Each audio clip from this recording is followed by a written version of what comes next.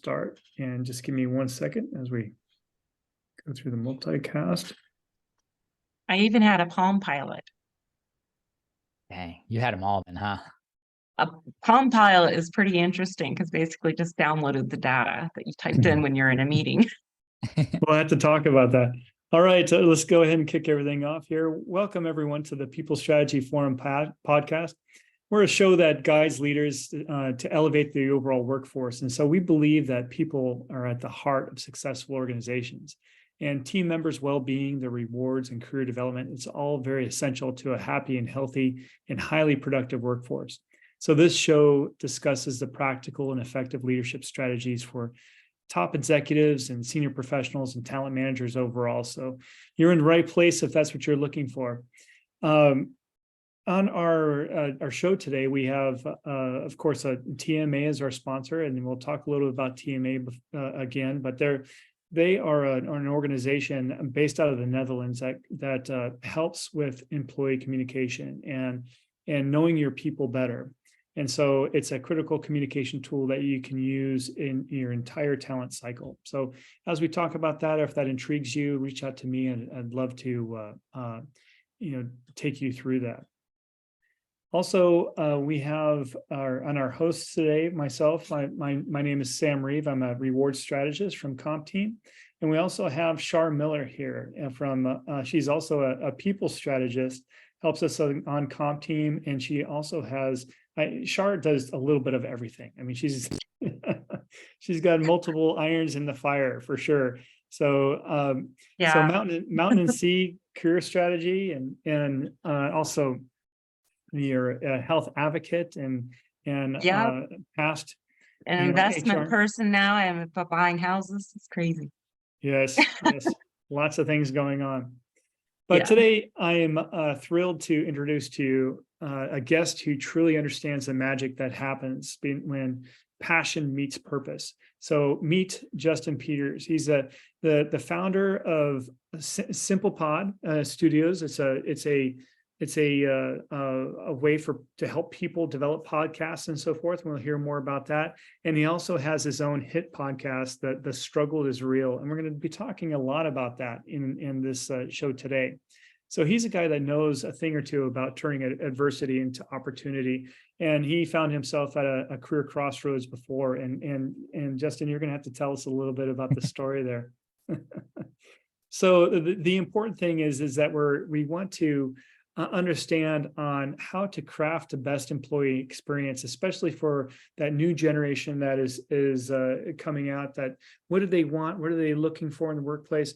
How can we attract and retain and motivate that demographic overall? And so Justin is going to shed some light on that, and also talk about what people are looking for there. So without further ado, welcome, Justin. Thanks for the kind introduction, Sam. Shar, it's great to join you and the rest of the People Strategy Forum too.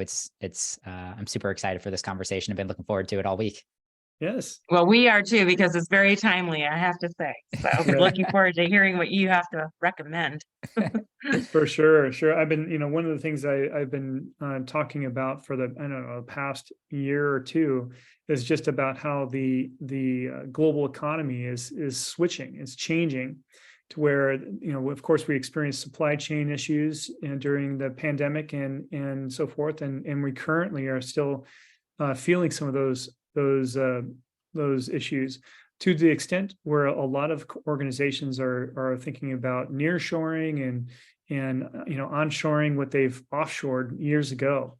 And so this means that they're going to need all the people they can. I mean, there's a lot of another economic trend that we've been facing is that there's been the shrinking workforce and people that are not participating in the workforce. And so really bringing people in, making sure that we're customizing our approach to attract and engage everyone is going to be critical for the future. But before we get into that, Justin, I want to dive into your history. How did you get to where you are today? How do you help the people that you help?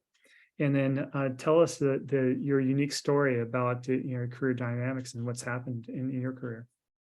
Yeah, Sam, I like how you put it. I think you used the words career crossroads. I don't know if I would use that for myself. It was at best a career conundrum, just a very, I don't know, confusing, frustrating period of my life. So I think my story gets interesting.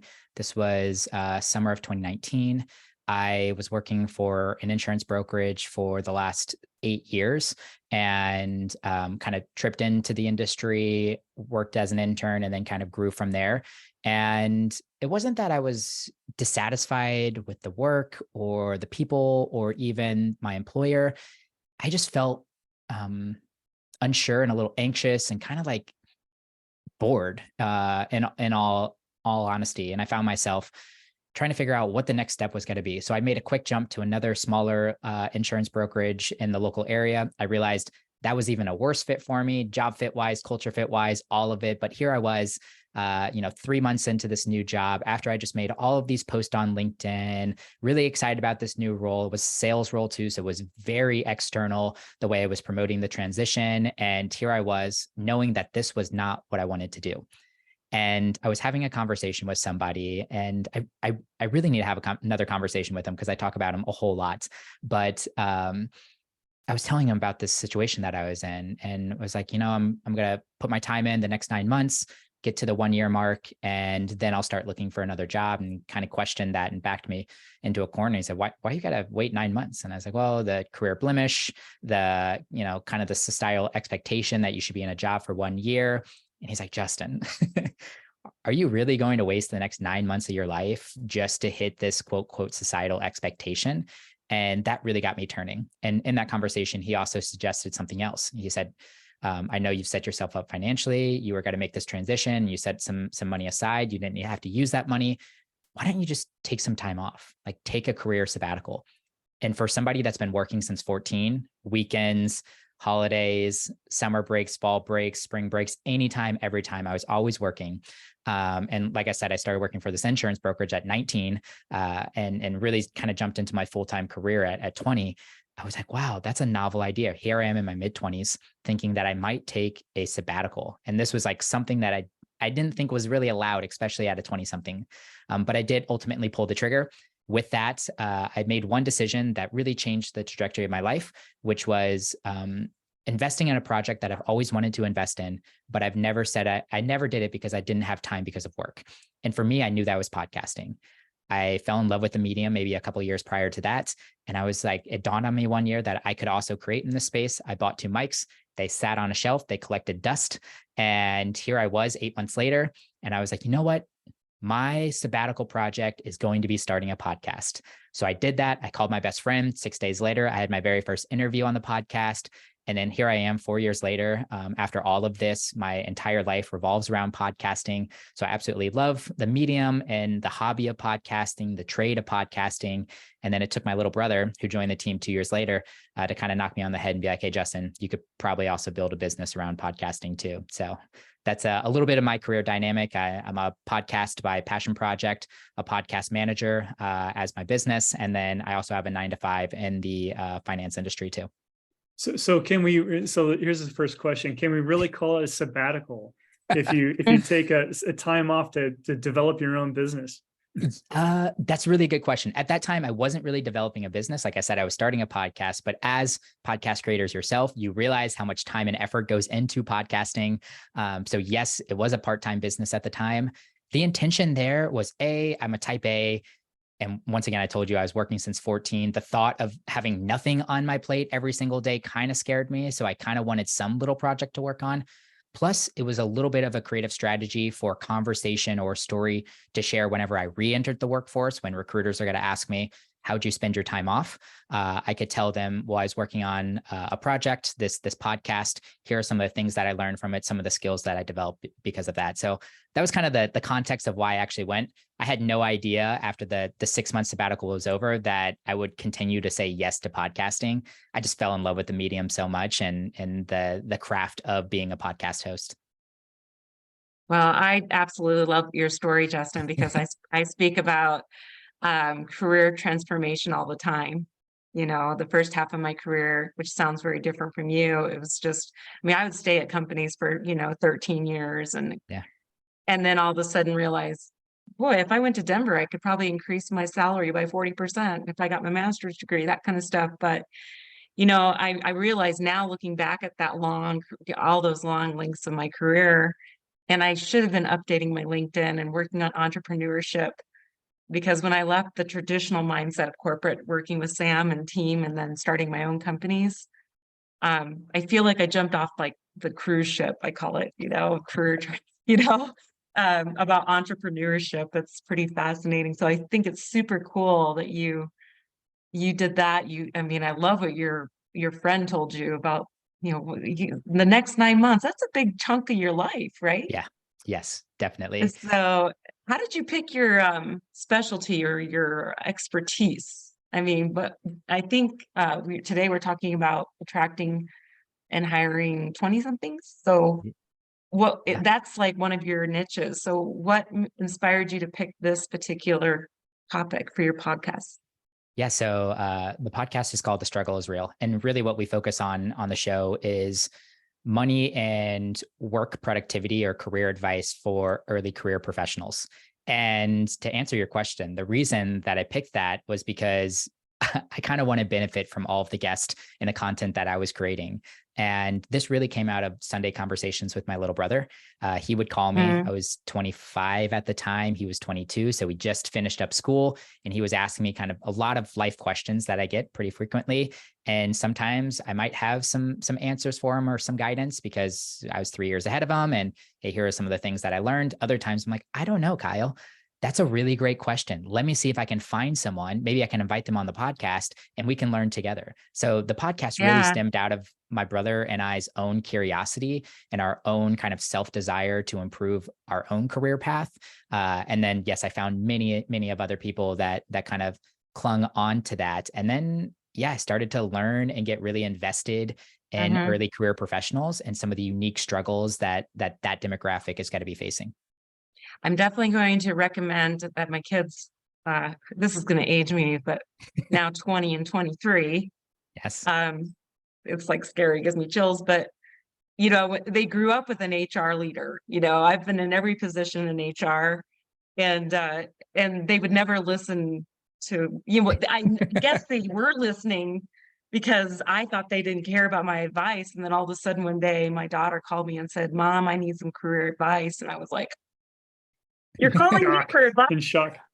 Um, but I'll just quickly say, I've been watching the struggle of my two young adult children.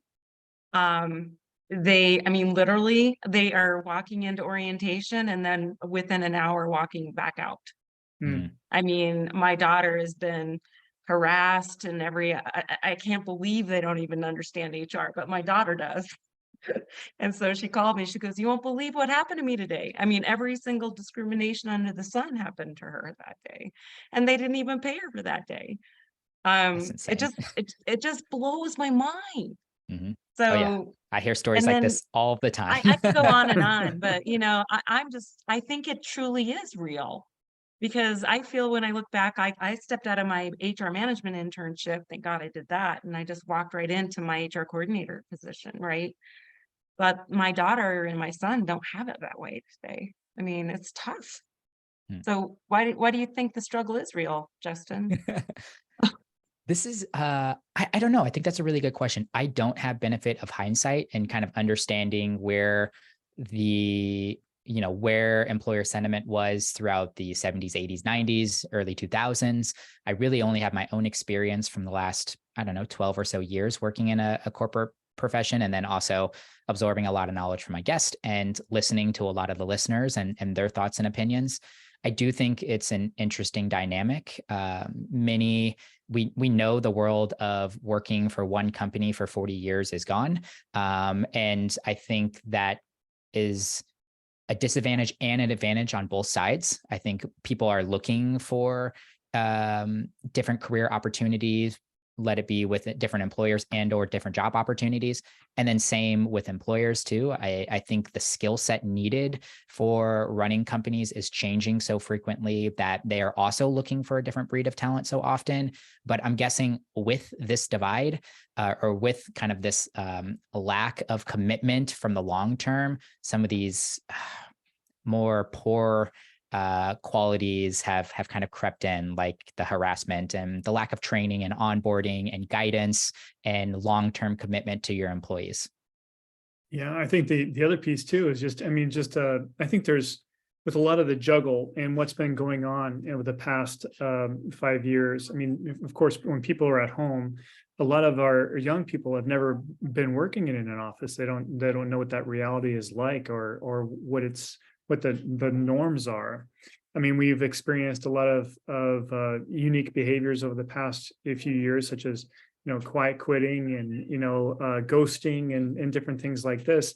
So what are the trends that are you seeing, Justin? What are the common concerns that young people are experiencing right now that they want to see in their employer? I definitely think you called out two really good ones there. We saw quiet quitting, lazy girl, which is trending on TikTok very often, all kind of in the same context. And I'm guessing that a lot of that is not stemming from the fact that people are unwilling to work. They don't want to work. They just want to collect a paycheck, but just the lack of engagement that their employment opportunity, their employer, their manager is really providing. And I see it both ways. Like I'm kind of in a rock and a hard place here, being an advocate for 20 somethings and early career professionals, but then at the same time, putting a lot of hard work and being a Midwest boy growing up too. Like I realized that you need to roll up your sleeves and figure things out on your own and do some of the hard work required. So putting all of that aside, I do think there, especially in some of the mid to larger size organizations right now, there is a lack of engagement in a lot of the workforce. Some of that may be because of work from home, but I think it was probably happening before that as well. And that's just lack of strategy, lack of really understanding your employees and what they could provide, presenting great opportunities to take on challenges and to learn. These are things that take a fair amount of work to actually do. And then here's the owners or the executive team, they're busy professionals and they're trying to manage their own workload and their own team, let alone trying to figure out what people, especially in the early stages of their career, can contribute to the organization. But I would love to flip the question around on you, Sam, as well, and kind of get some of your thoughts on what you've seen. No, I think you hit it on the head. I mean, I think there's a unique dynamic that's going on. I mean, we have young people that are coming into the workforce that are used to, a lot of different, more media or more things coming at them than ever before. They can handle an immense amount of information that, people like me have difficulty with, right? So it's like, I got to focus on one thing. And it's like, but, Justin, you're being bombarded all the time. And then plus the speed of things. I mean, we can, I mean, if you've ever, I mean, Justin, I mean, have you ever watched an old film? I mean, something from the 80s or something like that, and you're like, oh, look, it's like, gosh, this is so boring. I mean, how can somebody like this? It's like, I tell my kids, I go, oh yeah, you got to see this show. And then I go back and watch them like oh, it's not as good as I remember. Sam, I'm going to drive home your point too. I pretty much watch all of my YouTube videos on like 2x speed. It just, and that's already produced at a pretty fast paced quality too. So yeah, right. I think I'm at fault of this, and we're definitely an overstimulated generation. Yeah. And then the thing is that when we put this in a career context, I mean, we also are coming from the fact that, we have been in careers where we've done this our entire life. I mean, it's like if you get in a particular field, let's say it's accounting, you balance the books, you do your thing, and people have done that for their entire careers. But I think the younger generation, and I mean, having something that doesn't change has got to be very difficult for them. Is what I'm thinking. What's your thoughts on that? Definitely yes. And just putting some context around too, I think, I kind of talked to two specific demographics. I think the 22-year-old that's exiting college on a very traditional plan has some thoughts. And then the the aging 20 something, maybe in their late 20s into early 30s. They're now 5+ years into their career. They both have a little bit different dynamics, and they might be entering different stages of their life.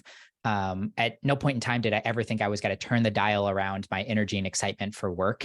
But here I am wanting to also prioritize some other things in my personal life. So some of that is starting to creep in. But for the 22-year-old that just went through 4 or 5 years of college, that picked their major, that has sat in a classroom, that has absorbed all the information, they are now excited to apply this information and to start figuring out problems, start getting challenges in the workforce. And oftentimes I see employers pumping the brakes on some of that stuff and providing some of these administrative task, but not necessarily supplementing it with some really engaging task, which this group is totally qualified to handle. They might not have some of the work experience, but with the right guidance and mentorship, I do think you can challenge your young talent and get them engaged. But there is something to say about kind of being overstimulated and wanting multiple different facets inside of your professional context. And you even saw it in my bio there. I have a 9 to 5. I have a business. I run a side business with my brother as well. And then I have a passion project through my podcast. I'm 4-dimensional just in my own professional world. And I think I have seen the trend that many young people are also looking to be multidimensional, and they're either seeking it from their current employment through job crafting or taking on different initiatives, or they're going to seek it outside of that employment. But I think an employer can insert themselves into that and be supportive, regardless if they can provide it internally through their own company or supportive on the external side. Like I have a 9 to 5. I consider myself a high potential and a high performer within inside of my role. I'd hope my manager would say the same thing. And I know she would say the same thing, but she's also very supportive of what I do from this front, from a podcast standpoint, from a business standpoint. And that's great. Like that is what's keeping the glue with me in my 9 to 5. And I think with some creativity, you can also provide the exact same thing as an employer to some of your younger generation that is looking for more career portfolio type work. Well, I just want to mention a thought that I had is we talked about the TMA earlier in our podcast today, what you want to call this. And it is true. I mean, when I had my own company of anywhere between 23 and 30 employees, and it became a near multi-million-dollar business, by the way. But with that, I talked about career mobility all the time. And I emphasized, particularly to my 20-somethings, which was a big percentage of my workforce, that be prepared. I mean, this position might be eliminated. I highly recommend you have a side gig or freelance or do volunteer work or something in your field, because I had a very unique kind of business. So every meeting I talked about that. And when we did have to close the business, and I've told the story many times on these before, my employees didn't leave with anger and resentment. They actually appreciated that I was very transparent and supportive of them still going to school and pursuing whatever. And I think almost all of them have landed very well, even after my company closed down, and they were paid very well. But so I think my mindset did shift when I became my own company owner. I didn't have that mindset when I was doing traditional HR position for corporate. And I didn't coach my leaders to talk about career mobility and encourage their employees to have maybe another side income, And now I completely coach that all the time. So I love what you're saying. Do you actually talk to leaders, Justin? I mean, do you actually coach leaders, or is it mainly people going through career transformation? I would say most of whom I'm speaking to are 20-somethings that are maybe going through a career transition, maybe just trying to maximize their career or get on the right path with their career as well. I mean, yes, I think the biggest thing that I get questions on in this space is, hey, I'm 27. I've been working in this career for 5 years. I realized this is not what I want to do. Please help. So that is very much what I speak to in conversations that I have. But sometimes it's just people that are trying to build career equity, trying to be a superstar with inside their current organization. Like I just had finished up a series around managing the things at work. And we talked about email, calendar, and to-do list management, and, kind of some productivity tips around that or how you can do that. A lot of what I'm hearing is school never taught me this and they should have. And those Yeah. are the topics that I would love to jump into. Of course, I do a lot on networking. I do a lot on negotiation. I do a lot in this career space just because I think there is a whole lot of education that needs supplemented on top of what is being taught in college right now. And Yeah, I I think think coming from you and it being that you're closer to that demographic, I would say, I'm sure like my kids listen to you probably easier than they listen to me. Hey, Sam, I think you're going to say something. no, I just think that that's a really interesting point. I mean, based on what you're hearing from, people on your podcast and so forth, are universities really preparing people for the future? Or do young people feel like they're getting out of universities and feel like they're prepared for the workforce? Or what's your thought there? Ah, man, I really struggle with this one, because I am pro college. I do think it's a great path for many people. And I also am a realist that realizes colleges and universities cannot fully prepare every one of their students for what they need to be equipped to be an adult, quote, quote, an adult. Once again, I don't know why financial literacy isn't more widely disseminated across college universities. The career context and career skills, I think, are something that's super important as well. But if I take a step back and I think about what college truly is, which is a melting ground to find yourself and to, start to figure out your identity, an opportunity for you to kind of learn the meta skills of learning, like to be equipped to absorb information, to translate that information, to apply that information. These are really important. And I think some things are just better learned in the school of hard knocks, getting into the workforce and starting to learn things. Like, I'm so grateful that I started working in a professional context my sophomore year of college. I learned way more once I could actually start thinking about, how does this management concept that I'm learning in this class right now actually apply to what's happening in the context of my real world? And many of us don't necessarily get that opportunity. We might be taking 4 years of school straight, and then we're entering the workforce, and then we're trying to sort through some things. So I don't know. I'm kind of torn on it, Sam. I do think we're underprepared exiting college, but at the same time, I don't know if college is also the appropriate medium for us to learn all of these things as well. That is a good point. One other thing that's along with that mindset is just, some of organizations are reaching out to colleges and universities more and more to have these internship programs that help with some of this development. Did you see a lot of that in your time? Yes. So actually, I ran an internship program for my 9 to 5 for 5 years. I was their guinea pig intern at 19. My COO pulled me into her office one day and was like, "Hey, this worked really well with you. What's your thoughts on how to expand this and how to professionalize our program?"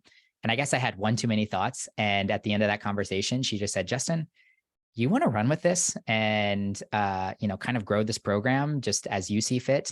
And it was so much fun. Here I am at like 22, launching our internship program for our company. And at the time we hired 4, and then it turned into 8. I think that office is now up to 15 interns. And now I'm on the corporate side of this organization too. And we have over 200 interns worldwide, across the US. And it's a crazy, crazy amount of people. And I got to be in many interviews and many of the different educational opportunities throughout the summer. And we, as an employer, are definitely utilizing our internship program as our kind of key driver to bringing in fresh talent from colleges and universities. And it's just such a win-win. Most of these students need it. It's a requirement for their major to have internship credits. They're also looking to get some exposure to certain fields, and especially finance, where there's so many different facets.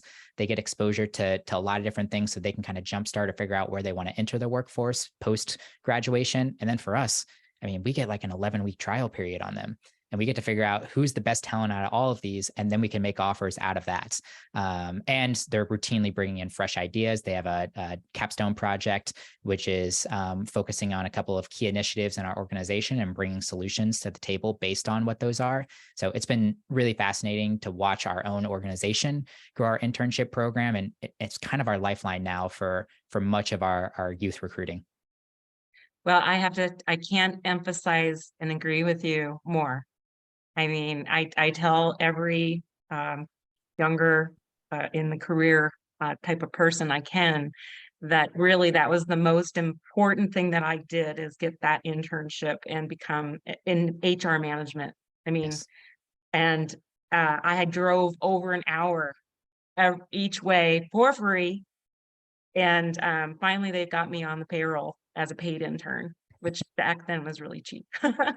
Um, but I do agree. I mean, uh, you can't learn it from a textbook. And I felt sorry when I was getting my master's degree that I actually had 10 years of experience already, and my colleagues had, no experience, no experience. So it was hard for them to write papers, without any experience. Yes. So that's awesome. I coach on this a lot. I know we're speaking to executives right now and HR leaders. So I'm trying not to speak too much to 20 somethings, but yeah, it's like the biggest thing for me is, go get 2 or 3 internships throughout your career or throughout Yeah. your college time. And some of these could be formal summer programs where there is this entire formal program. Some could be a week before winter break. You're asking around all your parents' friends or some of Mhm. your relationships. Hey, can I spend a week in your office and just absorb? I'll come in. Here are some things that I could do for you that might be helpful. And here are some things I'm looking to get out of this week. And you pitch that to the right person, and just about any competent business owner is probably got to say yes to that. My greatest asset still now, but definitely at that age too, was just my age and just the eagerness and excitement that I could bring to the table. And I was routinely utilizing that to get introductions and to get conversations with such high level people, because they're all very interested in passing down what they've learned and some of kind of this reverse mentorship piece and whatnot. And I just think it's such a great opportunity for college students to jump on this and start flushing out some of the ideas of what they could potentially do with their career. Yeah, and I definitely think we need to encourage employers to actually build these recruitment programs like your company did.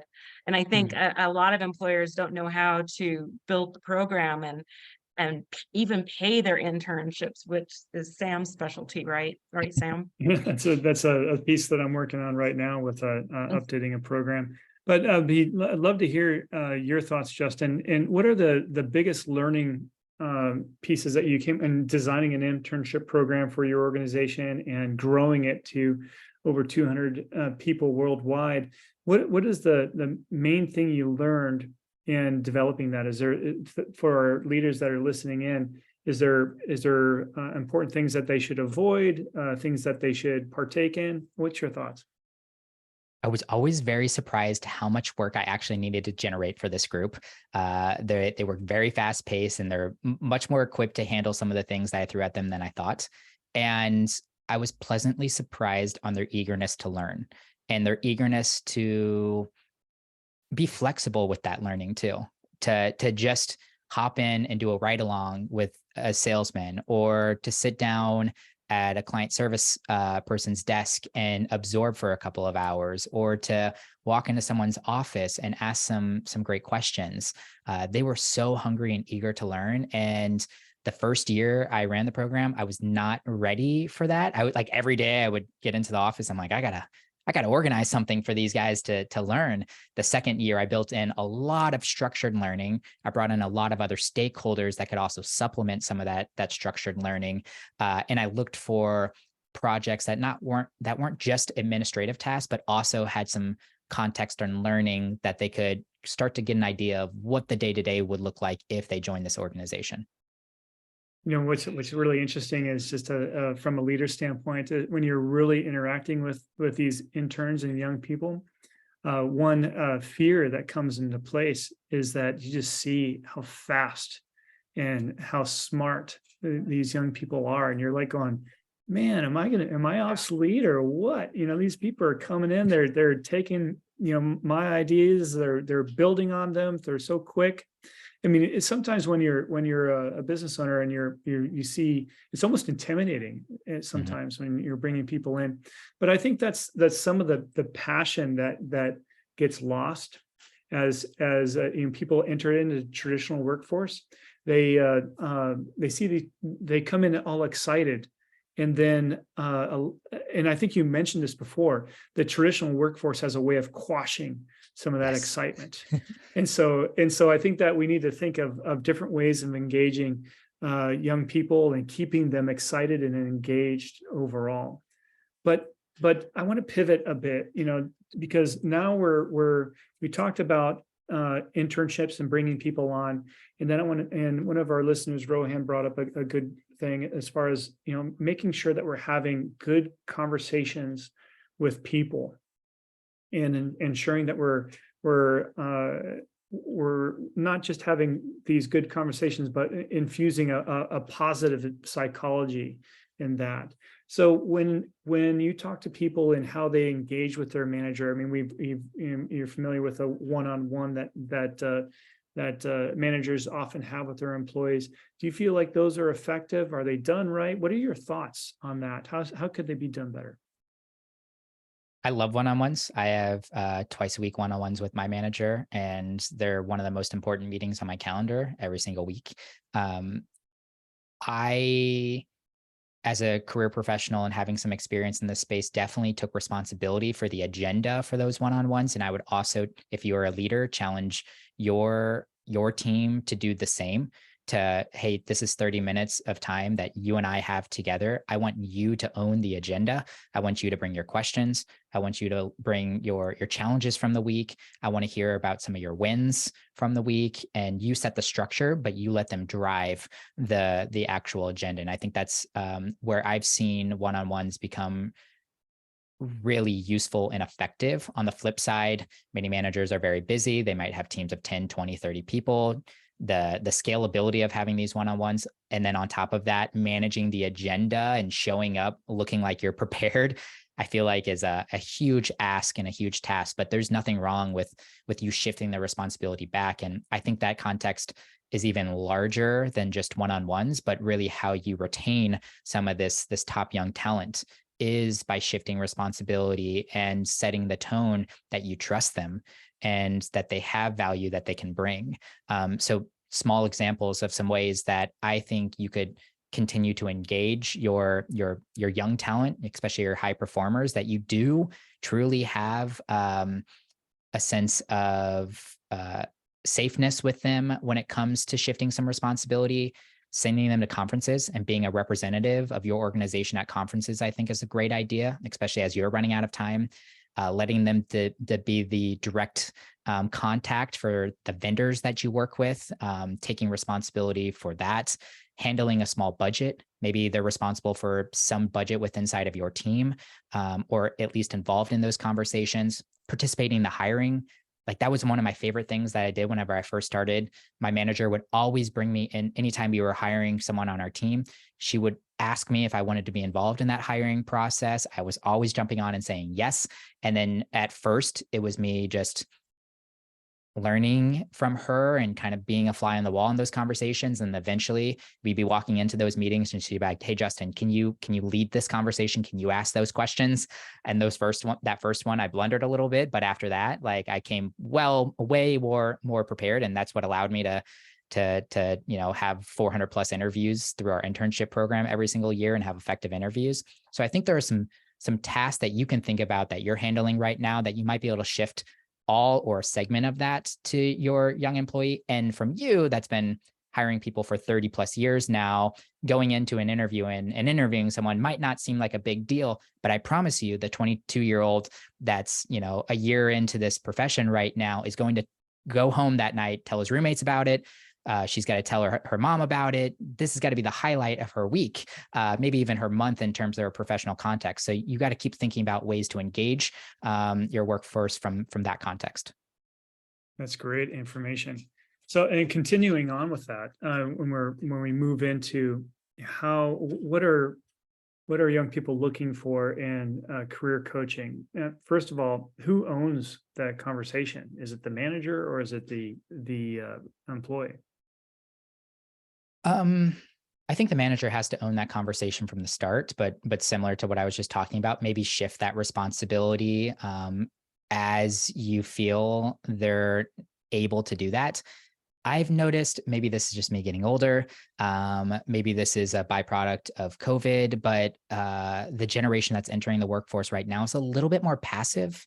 Like they're kind of waiting to be told what to do, but then they're great once they are told what to do. And once again, I don't know if that's just because I turned 30 and now I have the older cynical look on some of this stuff, and or maybe it was just the context of what COVID brought, or just how it is with this current generation now.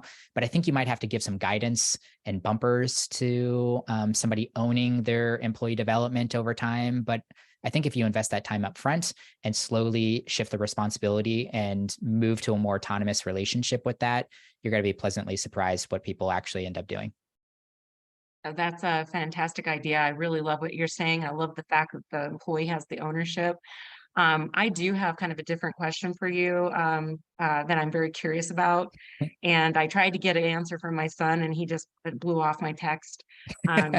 So Sam and team here at CompTeam, Sam did a beautiful job here in Denver to do an AI conference, artificial intelligence conference. And boy, that like, I also do career coaching as one of my little many things I do. And that really opened my eyes to this whole AI aspect. And then, Mhm. of course, my phone is blowing up with all these different AI things, and I mean, even down to sports betting and even down to being an AI lawyer. I mean, come on now. So, what do you think about the AI I guess, tsunami coming in? And what do you think about the 20-something-year-old thinking about how their job is going to be with AI? I look at my son, I'm going to pick on him again because I know he's not listening, but he loved video games, man. So he was a video game fanatic. Can you imagine that, Yes. during the pandemic? But now he's getting into engineering, so he's going to be applying all those video games. So I've been thinking about, if I was a 20-something, how could I have a career game plan, like career, gaming plan, I guess. And how could I appeal to that 20-something? So what do you think about the AI aspect, and what do the 20-somethings think about it from a career standpoint? Yeah, this has definitely been floating in a lot of conversation over the last year, more so on the business front with me, because podcast technology has really adopted and invited in AI. There are many back-end things that we have to do that AI is a perfect suitor for, to support and help with this. Me personally, I think it's great. Of course, I'm adopting this technology, always looking into it and excited about it. Also, on the flip side, a little overwhelmed at times. I feel like every vendor, every company right now is rolling out some kind of AI. There might be AI involved in this webinar right now. Like I know Zoom does their AI transcripts, which are just like phenomenal to me. The Phantom transcripts that I see out there, they're so awesome.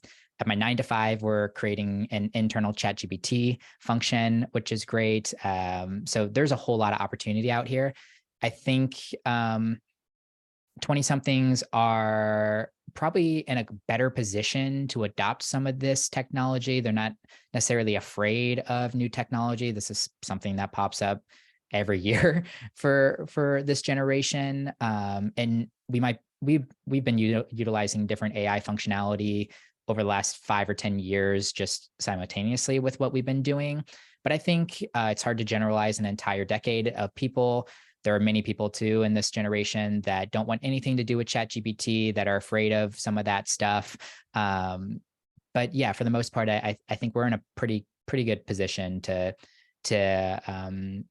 be on the forefront of a lot of this technology and to bring it into the employers. Like, I know many students right now are using ChatGPT to enhance their homework right now. And part of me is like, oh man, that's not right. But the other part of me is like, this technology is already accessible and will continue to be more accessible to them. An employer is looking for somebody that understands this technology and can introduce it to their organization in an effective way. So let them be at it, let them utilize this for their own homework, because that's only got to help them from an employer lens, or from an employer standpoint, I think.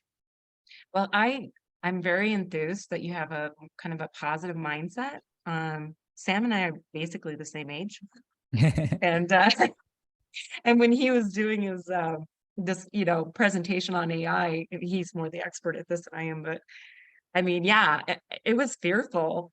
I mean, I was looking around the room at all the executive leaders and other HR experts and thinking, what are you guys thinking about it? And so it's very exciting that you think that AI is actually embraced by this 20-something generation. Yeah. Um, I was it's I was not something actually to fear. Go ahead. I've been more surprised. I mean, if we're talking about fearfulness in terms of it replacing our jobs, 5, 10 years ago, we thought AI and robotics was going to replace a lot of the minimum wage jobs, and it just quite didn't do it. I still don't really see fast food or manufacturing or fulfillment centers really being able to take out a huge chunk of their workforce through AI technology and robotics. I've actually been very surprised that this came for professional services first. And many of the roles I see at risk in the future are probably in that space. But like every technology, I think there's got to be human context or places that humans are going to be able to insert themselves and only become more efficient at their job. I work in insurance, and one part of insurance is policy review. And I promise you, of our 2,000 staff members, account managers across that do these kind of roles, nobody wants to do their annual policy reviews for their clients. We are looking at artificial intelligence to help with that.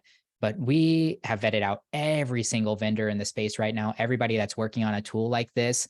And it might help us get 70% of the way there, but there's still this kind of 30% that needs a human touch. So from both angles, people are very excited to utilize that so they can spend less time on that and more time on the work that they really enjoy doing, like the face-to-face work with their clients. And then vice versa. I still don't know if it can get a lot of this technology can get us 100% over the finish line. That's good stuff there. So I would like to kind of switch gears just a little bit in our last few minutes, because I know we're running towards the top of the hour. The first one is, what are the main things that the younger generation of the workforce is looking for? What are the top things that they're looking for that's top of mind for you? I mean, that just to kind of feed some of this in, and I'm talking about flexibility or is it pay, things like this.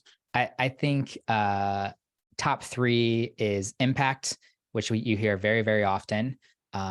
Creative benefits, flexibility probably being the primary one that I'm hearing most often, and competitive salaries. And we can kind of work front to back or back to front on these competitive salaries. I know you don't want to hear it, but this space is gotten very, very competitive. Hiring great young talent out of college and poaching great talent that's in the workforce right now is going to take a little bit of art and dance with salaries. And the cost of college has gone up 8% year over year over the last 20 years. It costs a whole lot of money to go to college now, and we all carry a lot of debt exiting college because of that. Housing cost, like a starter home here in Austin now, is $450,000. That's just benign to me. My parents told me they paid 80 grand for their very first house. It's just a different world that we live in. And we're looking for competitive salaries to accomplish some of the monetary goals that we have for our near-term future as well. Creative benefits, I think you hit the big one there. Flex schedules, PTO, hybrid work positions, autonomy. These are all things that I'm hearing as, okay, rank all of your benefits. Which ones are the most important to you? That one pops up a whole lot. Like I said, it's the flexibility and the autonomy and the outline of that within inside of your benefit package that really provides that.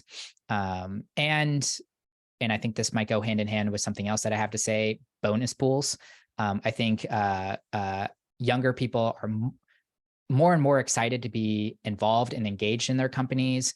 And many times that I hear from owners, it's like, well, if you treat the business like an owner, this is what you would get from it. But on the flip side too, well, you got to treat your employers like owners. So I think set aside some kind of bonus pool for your staff and letting them reap the rewards of some of the success with your business could be a creative benefit that you could offer. And then last but not least, impact.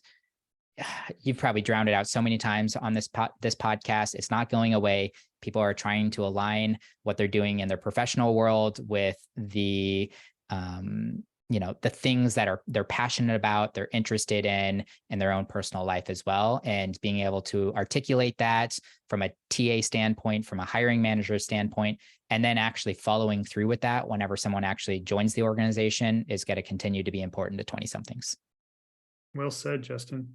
So I just wanted to bring up a book that we recently read or wrote on the workforce experience, Sumit and myself. So if we talk a lot about these concepts here in the workforce experience, I encourage everybody to take out and take a look, because there's a lot of good stuff in there. Also, once again, we mentioned the TMA platform. This is our sponsor. And this is another tool that you can use to really open up a good conversation with your people. It has a way of identifying a person's talents and what they like in their workforce experience, and the things that they and how they learn and so forth. So it's a great tool that you can talk with your people about, go through it and learn about one another. So it's a great piece there. And I also want to acknowledge our next week's speaker. So our next week's speaker is Celia Houston, and she's going to talk about the how to revitalize the workforce engagement, and so that's going to be a great conversation. So overall, Justin, as we talked about before, when you think about revolutionizing the workforce and getting people more engaged, and what kind of questions would you have for Ms. Houston here? That's a really good question. I would like to understand the now being a business owner and how that kind of shifts my mindset on this. I know we don't have expendable resources all of the time, but how do I stay on top of some of the industry trends, both from an employment standpoint and from a competitive landscape standpoint, while also, I don't know, being able to manage the resources that I have from a time and a money standpoint. And I'd love to hear what Alicia said on that. Yes, for sure. I mean, that's of course one of the things that we are focused on is trying to give leaders bite-sized pieces to trying to stay ahead of the game and the talent cycle here. But also, I encourage any of our listeners out there to ask any questions that you have. I think we have one. Just clarifying some language here that you mentioned before, creative benefits, Justin. And so can you dive in the details on what you think creative benefits are for the younger workforce? Yeah, and maybe that was the wrong choice of words. I just wasn't thinking about traditional fringe benefits there with insurance or other things like that.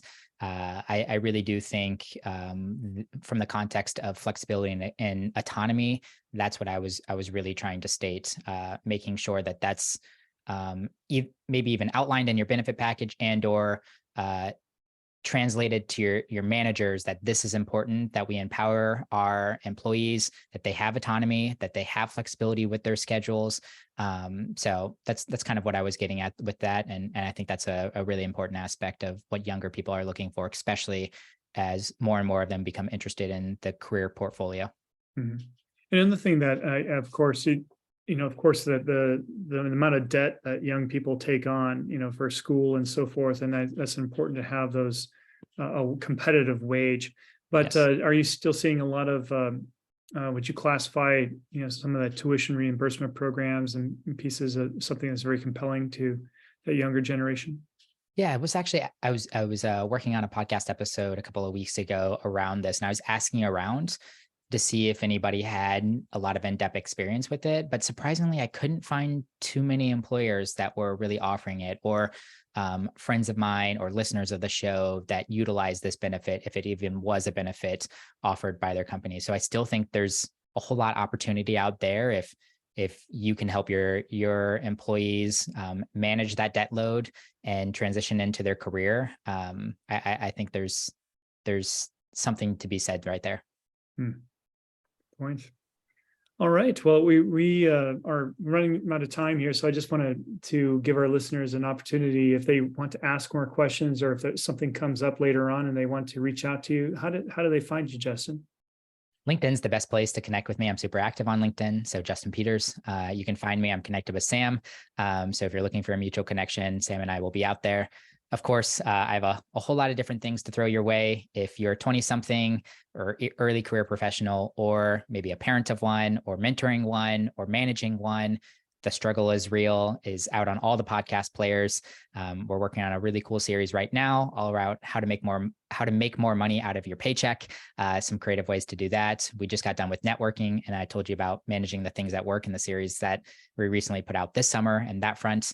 And then, I would love to stay connected with each and all of you. I love doing conversations and talks like this. More importantly, I love coming into your organizations and talking to your early career professionals. So if you're looking for somebody to teach or coach something sometime in the next year, I would love it if we got connected on LinkedIn and had a conversation. Great. And one other thing, just as an idea to our listeners out there, you help people establish their professional credibility on podcasts, right? Mm-hmm. So there's I think there's probably a lot of professionals out there that just have no idea what's involved there, but would really benefit from having that presence, not only for themselves but for business. And so if somebody wants to learn about that, how do they? You have a website for that? Yes. Is that correct? So simplepodstudios.com. That's our website. Or like I said, reach out to me on LinkedIn. We love helping people launch their podcast, manage their podcast, really think creatively about podcast, especially from a thought leadership perspective, from a networking perspective, even a lead gen perspective. These are conversations I'm having. We support a lot of professional service-based providers and other business owners in the podcasting space. I'm super passionate about it. Hopefully you've seen that across this conversation. So it's a joy to work with so many of our creators. And if you're interested, I'd love to have a conversation.